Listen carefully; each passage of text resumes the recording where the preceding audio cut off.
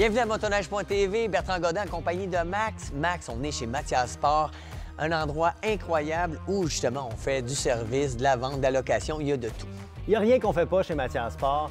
Ici, là, c'est pas compliqué, c'est pour les gens qui sont passionnés, que vous vouliez faire de la motoneige, du VTT, de la moto, ils ont tout ce qu'il faut. Et pourquoi ils ont tout ce qu'il faut? Parce que les propriétaires ici, c'est des vrais passionnés, alors évidemment, ça paraît. Et si vous n'êtes jamais rentré ici, vous allez voir, c'est très grand. Oui, un peu comme le Québec et les 33 000 km de sentiers balisés. Lorsqu'on veut faire de la motoneige, il faut peut-être prévoir des fois le pire, une panne, une situation problématique, et on a une équipe qui peut vraiment vous aider. Airmédic, c'est de la technologie, c'est une équipe dévouée et c'est du sauvetage aéroporté. Ils viennent vous sauver en cas de besoin. On a eu la chance de les rencontrer. Ils sont venus nous voir à la pourvoirie du Lac-Moreau. On a fait une petite simulation et vous allez voir, après le reportage, là, vous allez vouloir vous abonner assurément. Place au reportage. Je suis présentement à la pourvoirie du Lac-Moreau, plus précisément à l'Auberge du Ravage, avec Carl Guérard, qui est vice-président chez Airmédic. Carl, toi, ça arrive souvent, donc tu interviens, toi et ta gang, vous intervenez dans des incidents, évidemment, de motoneigistes. Et là, j'aimerais qu'on parle prévention. Comment est-ce qu'on fait pour prévenir des situations, pour pas avoir besoin de vous autres, finalement? Oui, effectivement, Max, on voit quand même beaucoup d'évacuations par hiver. La motoneige, c'est une clientèle là, qu'on a beaucoup chez Airmédic. Puis ce qu'on entend, ce qu'on voit, c'est des gens qui sont vraiment mal préparés. Puis ça commence vraiment avec l'attitude. On est vraiment dans un terrain, sans dire un terrain dangereux, mais c'est quand même un terrain hostile. On s'en va des fois hors piste. Il y a quand même des instances quand même de risque. Donc, ce qu'on suggère aux gens, c'est de toujours penser qu'il y a un risque qui pourrait arriver, d'être sur ses gardes, de ne pas laisser rentrer la complaisance. Parce que c'est là, quand tu es complaisant puis tu te dis « ça fait 25 ans que je fais ça, ça ne m'arrivera pas », bien, les gens qu'on a évacués, ils nous ont tous dit « bien, je pensais pas que c'était pour m'arriver, une chance que j'avais ma protection Airmédic dans le fond ». Carl, on vient de faire un petit peu de motoneige. On s'est promené un petit peu. Là, ce que vous voyez derrière nous, c'est vraiment beau, des belles montagnes. On est tout près du parc, des grands jardins. On est hébergé là-bas à l'Auberge du Ravage. On a raidé un peu. Comment t'as trouvé ça? Ah, c'était super cool. Beau paysage, des belles conditions. Les trails sont belles, hein? Super belles, c'est vraiment. Là. Un beau petit coin. Et là, je vois que devant toi, tu as beaucoup de matériel d'étalé. Qu'est-ce qu'on a devant nous autres? Oui, tu sais, quand je te disais, Max, tantôt, la préparation, c'est le nerf de la guerre. Je suis allé voir mes amis Sirius, puis ils m'ont préparé une belle trousse que j'amène avec moi quand je vais faire de la motoneige dans mon pack-sac. Donc, c'est sûr que je vais amener de la bouffe, des barres énergétiques, je vais amener de l'eau, mais aussi, ce qui est important, c'est une trousse de survie. Une trousse de survie, j'ai une blessure mineure, donc j'ai accès à des diacinotes, des gaz. Je peux me désinfecter, je peux même me raser si je veux. Oui, j'ai remarqué ça. On l'a. J'ai une petite barre énergisante ici, chocolate chip, qui est très bonne. J'ai des hot shots, j'ai un briquet, j'ai un petit couteau, un sifflet. Tout est organisé. Donc, j'ai quoi pour subvenir à mes besoins. Et là, tu as commandé ça, toi, tu arrives sur le site, tu te dis à peu près qu'est-ce que tu vas faire, parce qu'il y a du monde qui vont faire de la motoneige hors piste, il y a du monde qui vont se promener, puis ils vont nous faire un package. Je vais sur leur site où je les appelle Sirius Med, puis ils préparent exactement le package que tu as besoin pour le type d'activité que tu vas faire. Tu vas dans le Grand Nord Arctique, là, on s'entend, c'est des grandes expéditions. Ils vont vraiment l'ajuster selon tes besoins. Ça se peut qu'ils vont te packager un sac de couchage, etc., etc. Puis ce que j'ai aussi avec moi, bien, j'ai ma carte Airmédic. Oui. Donc, j'ai le petit tag ici pour me souvenir du numéro de téléphone satellite, parce qu'ici, il n'y a pas de réseau cellulaire, hein? On s'entend. Mais ce qui est important, c'est de prendre un dispositif satellitaire pour être capable de rejoindre la centrale d'urgence. Donc, si on a un moment de détresse médicale, un accident ou quelqu'un qui est malade, on pèse le bouton SOS, ça va transmettre la donnée GPS directement à notre centrale. Je comprends. Donc, c'est un service qu'on offre qui est inclus dans toutes les adhésions la carte de membre Airmédic. Donc là, en cas de pétrin absolu, on peut appeler la cavalerie? Exact. Et ça, c'est quoi? Oui, c'est l'hélicoptère.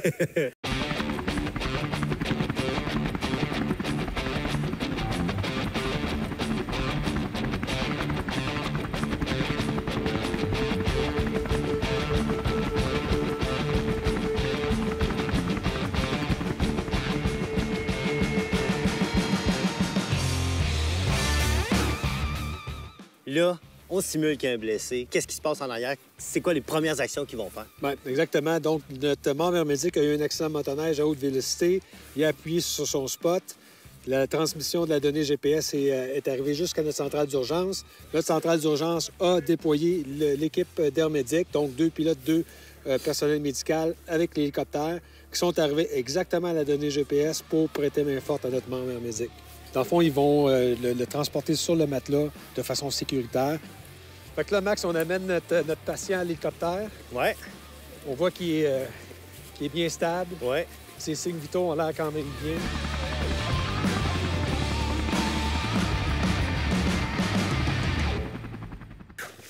Ça y est, je viens de vivre un beau vol d'hélicoptère grâce au capitaine, commandant, caporal, adjudant-chef Jonathan. J'ai tout nommé, je suis sûr d'avoir le bon. T'en as poigné une coupe. C'était vraiment hot. Je suis encore tout énervé de ça. Jonathan, je te dis tout de suite merci. C'était vraiment agréable. Puis d'ailleurs, mon sac à dos est... Merci! On en apprend plus sur les types d'amortisseurs avec Robert de chez Star Suspension. Robert, parle-nous des types d'amortisseurs qui existent sur le marché. Un amortisseur comme celui-ci, c'est un amortisseur hydraulique qu'on rencontre sur les modèles de motoneige plus économiques. Ça peut faire très bien le travail pour une question de confort, mais quand le sentier vient accidenté, on ne peut pas trop leur en demander. Ah, OK. Celui-ci. Ce genre-là, c'est aussi un amortisseur au gaz. OK. Et puis, il est monté avec un ressort.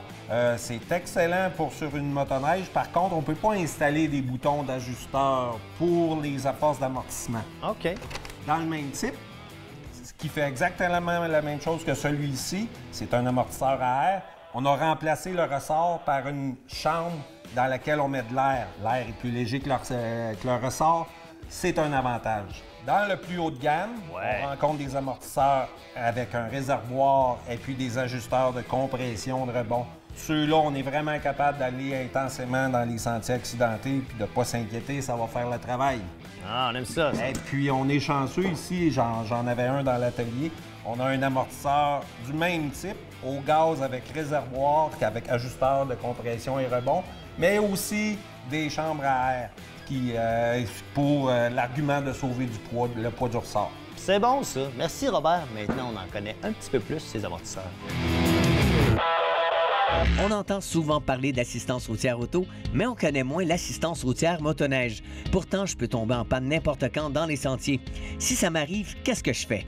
Charles, comme souscripteur chez Intact Assurance, nous explique comment ça fonctionne après la pause.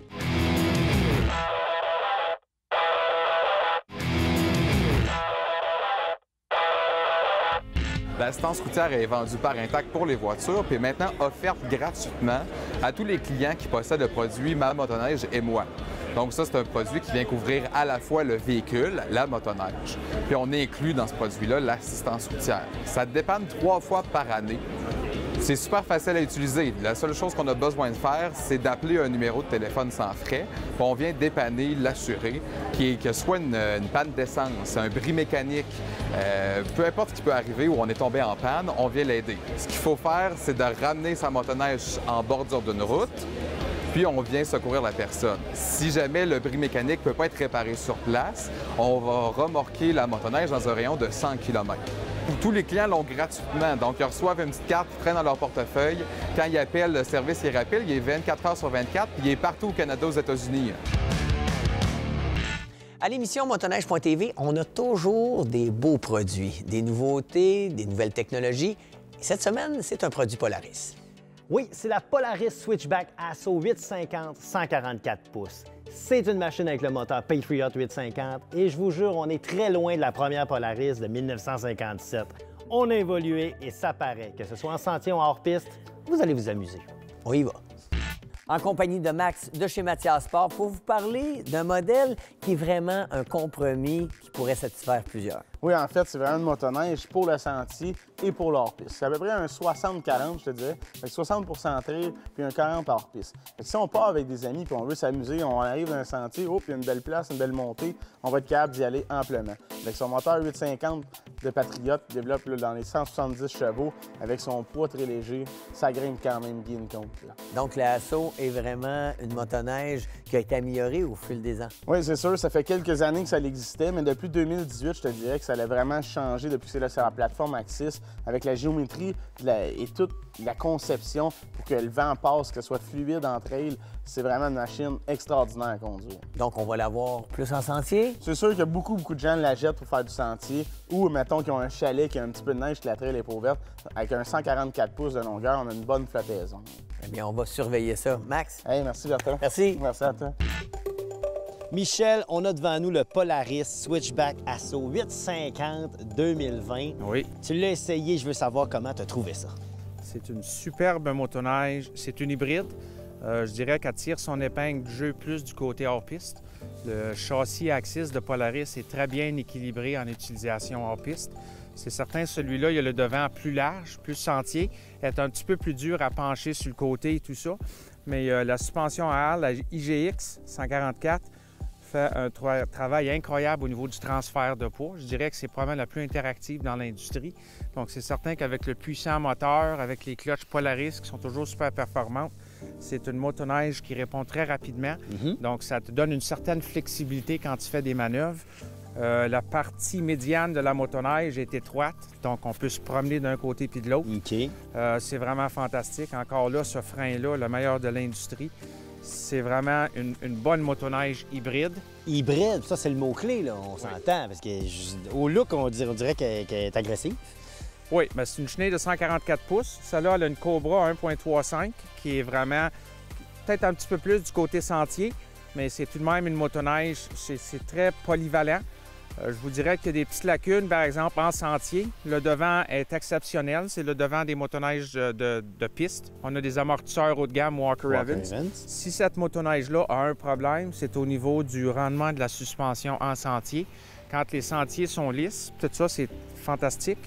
Mais dès que tu commences à rentrer dans de la grosse bosse, la performance du train arrière devient imprévisible. OK. Là, on nous dit qu'il y a des solutions là, qui commenceraient à apparaître sur le marché, mais que c'est effectivement la lacune de ce modèle-là. Puis c'est vraiment de valeur parce que le restant de la motoneige est vraiment exceptionnel. OK, donc la conduite, qu'on soit en sentier ou qu'on soit hors piste, il y a moyen d'avoir du fun puis de sentir le moteur Patriote qui fait son travail? Oui, puis un élément intéressant aussi, si on regarde la suspension arrière, c'est que la portion arrière, les rails sont surélevés. Ce que ça fait, c'est que ça a pour effet de réduire, si on veut, l'empattement de la motoneige. Ça fait que cette motoneige-là, malgré le fait que c'est une 144 pouces, elle est beaucoup plus nerveuse qu'une 144 pouces normale parce que, justement, la partie arrière de la chenille n'est pas bien accrochée au sentier. C'est intéressant, ça. Fait que c'est un petit peu d'innovation de la part de Polaris. Ils ne sont pas tout seuls à le faire dans l'industrie comme c'est là, mais c'est tout de même intéressant. Ça lui donne une conduite d'une motoneige plus courte, tout en retenant cette capacité hors piste-là. Donc, Polaris ont fait un beau travail, mais ça date pas d'hier. On s'entend, Polaris ont longtemps été les numéros 1 dans le marché. Polaris, comme on sait, c'est une compagnie qui a un patrimoine très riche dans l'industrie de la motoneige. C'est certain que durant à peu près mi-année 80 jusqu'au début des années 2000, il était numéro 1 dans le marché international d'invente. Il y a des belles technologies. Le châssis Axis est vraiment exceptionnel. Très rigide. C'est un design étroit, d'ailleurs, qui a motivé certains concurrents à aller avec des motoneiges plus étroites, tout ça. La concurrence est bonne pour tout le monde. Hein? Donc, chacun va chercher des choses intéressantes des autres. Moi, j'adore le frein. Je sais qu'il y a des gens qui disent qu'ils n'ont pas besoin de frein pour conduire une motoneige. Moi, j'adore le système de freinage. Mais non, c'est vraiment bien. On a accès à des motoneiges absolument débiles ces temps-ci. La qualité, le raffinement. Puis, il n'y a plus de mauvaise motoneige dans le marché. Voilà. C'est bien dit, ça. Merci, Michel. Ça me fait plaisir.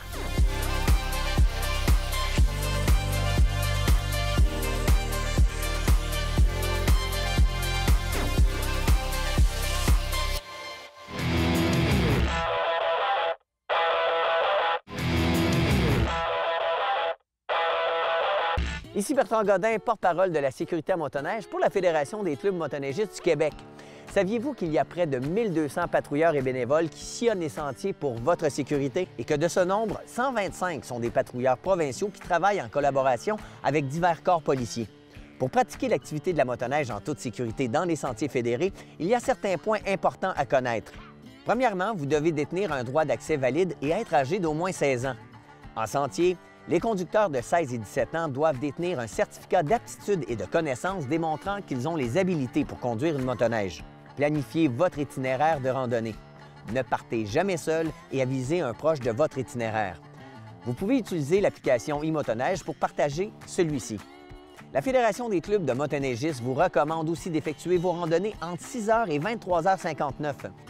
La circulation en dehors de ces heures est permise uniquement si un règlement prévu à cet effet a été adopté par une MRC et qu'une signalisation l'indique.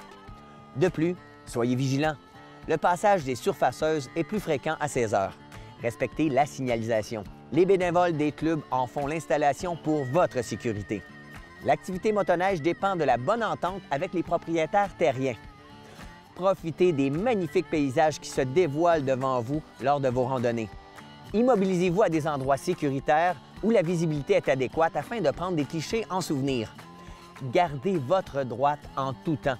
On ne sait pas ce qui se retrouve de l'autre côté de la courbe ou de la côte. Et surtout, respectons et remercions les patrouilleurs et bénévoles lors de nos prochaines randonnées. Soyons responsables de notre sécurité. La sécurité, un investissement pour la vie. Max, on le sait, on a de magnifiques sentiers au Québec, mais on a aussi la possibilité de faire du hors-piste, et tout ça grâce aux nouvelles technologies. Les nouvelles technologies, ça aide, mais c'est surtout l'expertise qui compte. On est allé faire une chronique avec la gang d'Extreme Chic Choc. Ils nous ont montré comment faire du side hill. Et je vous jure, c'est pas facile. Bon, ben, on sort des sentiers battus. Ben, eux, ils sont sortis. Moi, moi je suis resté. On est avec Gab, qui est guide d'hors-piste pour Extreme Chic Choc. Gab, tu vas nous parler de la technique du side hill. C'est une technique qu'on utilise à peu près partout si on veut commencer à s'aventurer un peu. Tout ce qui est dans side hill, dans le fond, tout ce qui veut dire hors-piste veut dire secteur non tapé, non balisé. On s'aventure un peu à l'improviste dans n'importe où. Fait que qu'est-ce qui veut dire, c'est qu'à des places, on va se rendre compte que ça va être escarpé un peu. Fait qu'il faut utiliser side hill pour se rendre dans le chemin. Parce que c'est venté, il y a eu une accumulation de neige, le chemin est plus droit, il est rendu escarpé. Fait que là, il faut utiliser la technique du side hill pour se rendre où ce qu'on veut aller. Mais ça peut être utilisé partout pour traverser, peu importe. Il y a des arbres de tomber, mais tu vas les contourner. Tout OK. Ça. Donc, tout le temps utilisé. C'est ça. Fait qu'à tous les niveaux, tu as besoin de ça. C'est comme une base qui est essentielle pour quelqu'un qui veut faire un peu de s'amuser pas mal en hors-piste. Oui, très important à utiliser parce que souvent ou sinon, bien, ça va faire que si tu essaies d'avancer, la skidoo va chavirer, tu vas tomber ou peu importe. Fait qu'en utilisant le side hill, bien, c'est là qu'on garde notre machine vers nous et qu'on va à d'autres places. OK, mais mécaniquement, physiquement, comment est-ce qu'on fait du side hill? La technique est de garder la machine vers soi, ce qui veut dire que souvent, si on s'en va, que l'escarpement est par là, on va garder la machine vers nous, ce qui veut dire que le patin côté inverse de la neige va être dans les airs. Il y en a un qui est dans le vide. Oui, c'est ça. Il y a un patin qui est dans le vide. La technique de l'utiliser, tu crampes un peu ton volant, coup de gaz, léger, coup de break. Fait que là, ce qui fait que la machine, elle se couche vers toi un peu. OK. Puis dans le fond, aussitôt que tu as commencé à avancer, tu vas pouvoir réaligner ton volant vers où ce que tu vas aller. Ce que ça va faire, c'est que tu vas être un patin dans les airs. La chenille va être décollée légèrement, tout dépendant des places, dans le fond. Là. Puis tes pieds, t'es mets où? Dépendamment où t'es mets sur le railing, ça doit avoir une importance? Souvent, puis c'est drôle à dire, mais les machines ont leur place à mettre les pieds. OK. On va dire, des bombardiers, moi, je sais qu'il faut que tu raides plus dans le devant. Le pied, souvent le genou à côté dans le plastique. OK. La technique, un Polaris peut plus le raider sangle. OK. Puis Arcticad, je n'ai pas trop raidé, je peux pas trop, tu sais, je suis pas assez fait, je peux pas te le dire. Mais je sais vraiment qu'un bombardier, ça se raide dans le devant. Fait que la façon, tu mets ton pied dans le devant à côté dans le plastique, tu le couches vers toi, puis tu gardes là, en renlignant ton volant. Puis ta jambe, tu la gardes dans la neige. Tu t'en sers comme une rame pour ramer et avancer dans la neige. Alors, c'est extrêmement exigeant comme technique. C'est essoufflant, puis tu sais, faut vraiment que tu regardes tout le temps devant soi, regarder loin, puis pas regarder proche, parce que souvent, tu as la tendance à je vais perdre l'équilibre, tu vas l'échapper. Fait que quand tu avances puis que tu es sur le bord, c'est chambranlant, peu importe, tu as un momentum avec ton gaz, il faut pas t'avoir peur de freiner puis te laisser tomber avec la machine. Parce que, tu sais, sinon, elle peut débouler par là ou peu importe, juste une niaiserie, perdre l'équilibre, puis là, tu tombes par-dessus, il faut que tu forces à la relever. Fait que c'est important de la garder vers soi, la machine. Tu prends pas de chance, tu attires de ton bord, et mieux de tomber plus de ce côté-ci que de tomber de l'autre côté. Je sais que tu es un gars de machine un peu, ça... ça chauffe un peu comme une machine sport. Faut que tu sortes les coudes puis que tu n'aies pas peur de le garder vers ton chest. Ce qui fait que tu as plus de force. Parce que quand tu rides comme ça, elle est facile à partir. Mais quand tu es ici vers toi, c'est facile de la garder. Ah, c'est des petits trucs intéressants. Ça c'est le fun. J'aime ça. Puis là, quand vous allez faire du side hill comme ça, bien, vous utilisez la technique du side hill. C'est quoi la prochaine étape après le side hill? Comme on disait, on s'en sert au début pour traverser des obstacles ou peu importe, pour se rendre à des endroits. Et après ça, on peut le prendre pour aller dans les ravins, dans les fossés, dans les côtés de chemin. Toute l'évolution va se passer là. Et après ça, c'est là qu'il va se passer le tree riding. Alors, le tree riding, là, ça ouvre un monde de possibilités. Oui, surtout, mais il faut commencer par la base, qui est dans des secteurs plus ouverts, moins escarpés, moins d'arbres. Parce que quand tu arrives dans un arbre, t'es pris là. Fait que, au début, le side hill est utilisé pour monter en zigzag des montagnes et non en ligne droite. Souvent, c'est trop escarpé et tout ça. Fait que l'utiliser tout le temps à deux à la fois, parce qu'il peut arriver n'importe quoi, débouler et tout ça. Quelqu'un est pris en dessous d'une machine, aidez-vous, puis pas avoir de danger. Donc, c'est compris. Le side hill, on essaie ça à deux dans un endroit sécuritaire. Puis pratiquez-vous avant de tomber dans les autres niveaux de tree riding. Gab, merci infiniment et longue vie à Extreme Chic Choc. C'est déjà tout pour cette semaine. On vous invite à nous écrire. Oui, écrivez-nous sur Facebook, commentaires, suggestions, on aime ça vous lire. Et souvenez-vous, tous les reportages là, ils sont en reprise sur les réseaux sociaux, on est en 2020. Motoneige.tv.